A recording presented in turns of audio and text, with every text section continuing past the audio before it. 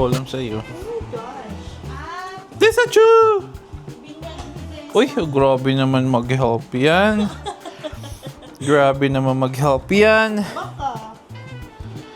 Grabe naman mag-help yan. Dami-damit na nanay mo, no?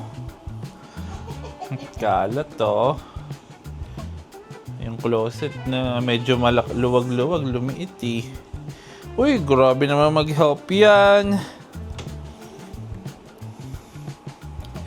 Grabe yung mga damit mo, oh. Dami, oh. Sa kanya po lahat yan, no? Gosh. Oh my God. Grabe. Naglalabasan yung mga damit na nahanap ko pa noon. Wow! Swimsuit! Halos na puno na po yung mga kama, mga kaibigan. Good luck magkasya dito sa box na to. Ano ba yan? Tutupiin Ito kasalukuyan po, maglilipat bahay kasi kami. ka. Char. Hindi, nag-aayos kami ng closet. Pero, kita nyo naman yung dami ng gamit niya. Overflowing! Sipin nyo tapos sa araw-araw, yung sinusuot niya, rotation niya, ilang damit lang. Grabe. So, para makita nyo lang, no? Pakita ko sa inyo yung hatian namin. Yan. So, yung right side sa kanya yan. So, itong left side, ito dapat yung sa akin. Itong buong to. Dada. So, dito nakikihati pa siya, no? So, ang dami niya mga damit. Pero hindi naman niya nasusuot lahat. Kaya naisipan na namin na mag-ayos ng closet. Ito lang yung sa akin dito, yung taas eh. Hindi ko pa naayos yung taas. Say hi, Edessa! Say hi. Hi! Parang kung matanda talaga yung high na. Helping si Edessa. Big girl na talaga. Thank you. Big girl na talaga si Edessa. Thank you. More. Ayan si Edessa, nauutusan na po namin yan eh. Thank you. Tsaka gusto niya yung lagi nakikisama pag may ginagawa. So yun na nga, medyo Dalawa yung ganito kong short. May natupi na akong ganito kanina eh. hindi ko alam sa'yo. Yung damit mo yan. Basta ako yung damit ko, hindi naman ganun Bigay karami. ko na yung cake. So ito, Ito eh. ang plan namin dito, ipapadala daw sa Pilipinas kasi nangihinayang siyang i-dispose. Pero grabe, hindi siya magkakasya sa sa isang box na Parang to. dalawang box to. Eh wala na tayong box na ganito eh. So we need to get. We need to get na naman, mahal-mahal ng box. Meron pa dyan na isa, yung mas malaki, yung Yung Home Depot box. yung doy-doy. Ang weak-weak na Home Depot box eh. Grabe. Ewan ko kung may bibili pa nito sa Pilipinas. Uy, meron! Grabe ka naman! Dami oh. Pati ito ba? Di ba uso na yung... Hindi, keep to, keep. So kukulangin talaga itong isang box na to. So may isang box pa naman kami ng balikbayan box Oh Lord, another thing. namin ngayon. Tinanggal na namin yung harang para kay Edessa. And meron na rin kaming Christmas tree.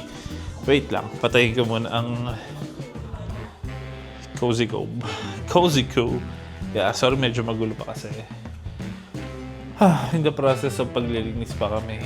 And actually, umuulan dito ngayon. Very rare na umulan dito sa Vegas. Ano siya. And meron pa rin kami mga gamit doon, mga lumang gamit ni Edessa na wala eh, kasi dito wala naman kami masyado mapagbigyan.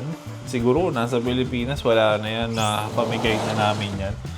Ang hirap din naman ipadala sa Pilipinas kasi medyo malalaki siya. Ano siya eh, yung dating car seat, yung dating stroller ni Edessa, yung playpen niya na pinakauna. Doon nasasayangan din naman talaga kami. Pero kasi hindi, yung mga tao dito kahit mga Pilipino, hindi sila masyado maano sa second hand. Though siguro yung nagtitipid talaga ng sobra. Pero pwede rin naman namin i-donate yan sa Goodwill. Meron kasi ditong donation center na papamigay mo na lahat ng gamit mo doon, kahit anong gamit, basta naka-organize. Tapos, nire-resell nila. Yun yung mga nakikita nyo sa, sa sa mga YouTube na pumupunta sa yung store na Goodwill nga na tinatawag. Tapos naghahanap ng mga, alam mo yung mga antiques. Tapos yung mga rare na ano. Minsan kasi nakaka-tsempo sila ng mga ganun items. Doon yung mga mahal pa. So what's that, bebe?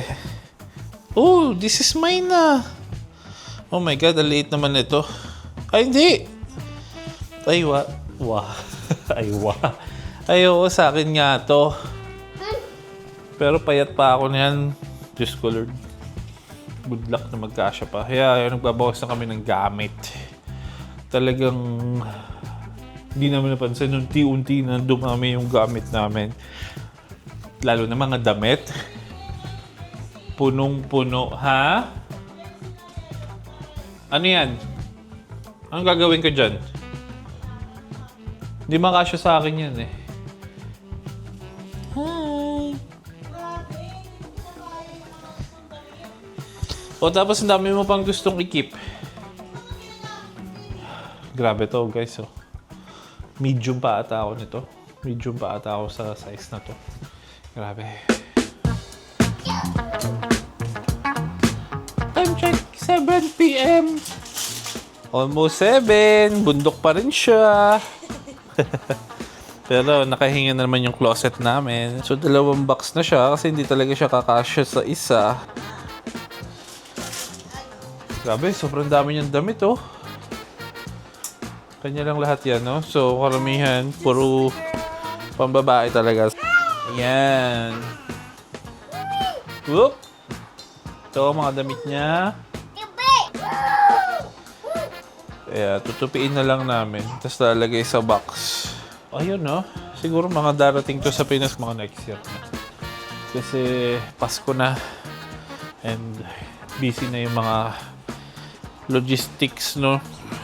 Usually, may deadline sila para makaabot ng December. So, baka next year na siya. Pero, kahit pa paano nakahinga yung closet namin. So, ganda pala karami yung mga damit niya hindi sinusuot. OMG! Grabe. Grabe. Kaya pala sobrang sikip na ng closet namin. Sa akin naman wala na masyado. Pero may mga ilang damit din ako nilagay dyan. Yung mga dating medium at large. Medyo, tumanda na tayo. Lumaki pala, hindi tumanda. Medyo lumaki na tayo. So, ayan, no? Tingnan natin kung ano magagawa natin dito pag nakarating na ng Philippines. So, baka mga next year pa to. Alright, 1 down. 1 down. Ito yung pinakamalaking box. Yung isa, hindi pa masyado puno. Maghahanap pa kami ng say hi. Hi. Hanap pa kami ng mga may lalagay. Pero konti na lang naman siya. Ayaw bumaba ng camera ko. Yan. Konti na lang. Yes?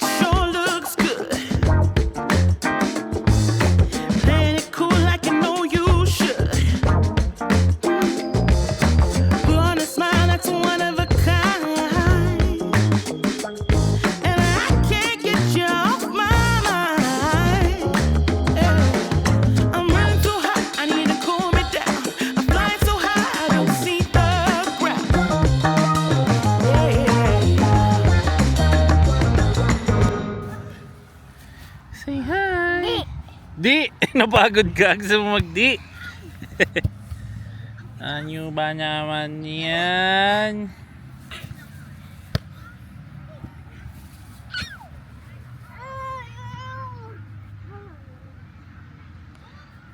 Dessa, say hi!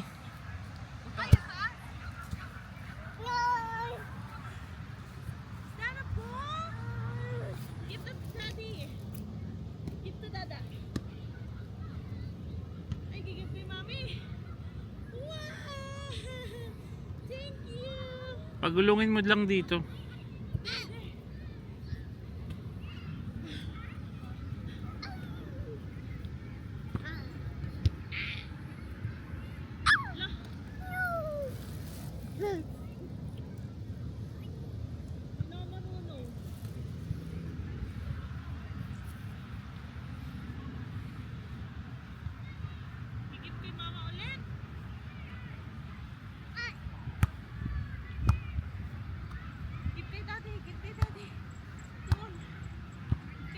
Uy!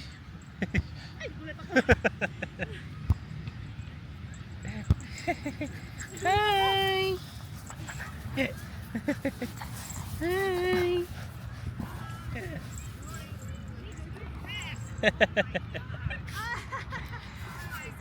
Oh, fetch! Yeah, throw it. Come on. There you go! Oh no, another one. Desang. Stand up. So let's just run.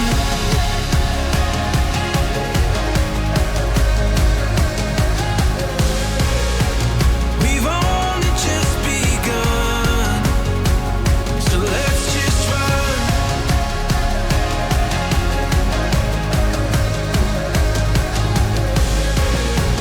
Our time has finally come. So let's just run.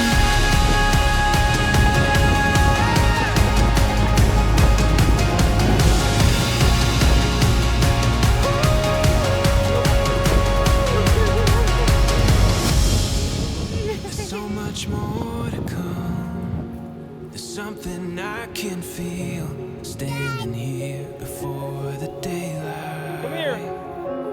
Desa. Desa.